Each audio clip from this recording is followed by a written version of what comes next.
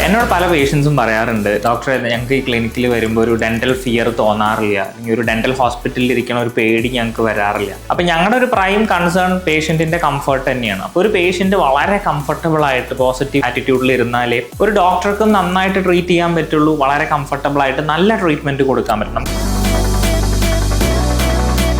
കുട്ടികൾക്ക് കളിക്കാൻ ഒരു ചെറിയ ഒരു പ്ലേ ഏരിയ നമ്മൾ സെറ്റ് ചെയ്തിട്ടുണ്ട്, വിശ്രമിക്കാൻ ഒരു കംഫർട്ട് ലോഞ്ച് സെറ്റ് ചെയ്തിട്ടുണ്ട്, കാഫറ്റീരിയ. പേഷ്യന്റിന് ഏറ്റവും കംഫർട്ടബിൾ ആയിട്ട് ഇരുന്നു കൊണ്ട് നമുക്ക് ഏറ്റവും ബെസ്റ്റ് ഡെന്റൽ കെയർ കൊടുക്കാനാണ് ഞങ്ങൾ എപ്പോഴും ശ്രമിക്കുന്നത്. Dental aligners, dental implants, smile designing, head and neck pain care, ഇതൊക്കെയാണ് ഞങ്ങളുടെ പ്രൈം സ്പെഷ്യാലിറ്റി ട്രീറ്റ്മെന്റ്സ്. ബാക്കി ജനറൽ ഡെന്റിസ്ട്രിയിൽ വരുന്ന എല്ലാ കാര്യങ്ങളും നമ്മൾ ചെയ്യാറുണ്ട്. ട്രീറ്റ്മെന്റിന് മുമ്പ് തന്നെ, അതായത് ഫിനിഷ് ചെയ്യണതിന് മുമ്പ് തന്നെ പേഷ്യന്റിന് ഫൈനൽ പ്രൊഡക്റ്റ് എങ്ങനെ ഇരിക്കും എന്നുള്ളത് അറിയണം. സോ അതിനുള്ള പുതിയ സ്കാനേഴ്സ്, പുതിയ ടെക്നോളജി നമ്മൾ അത് പേഷ്യൻസിന് കാണിച്ചു കൊടുക്കുമ്പോൾ അവർ വളരെ കംഫർട്ടബിൾ ആണ്, ധൈര്യമായിട്ട് നമ്മളോട് പറയും ഡോക്ടർ പ്രൊസീഡ് ചെയ്തോളൂ ട്രീറ്റ്മെന്റ് എന്ന് പറയാറുണ്ട്.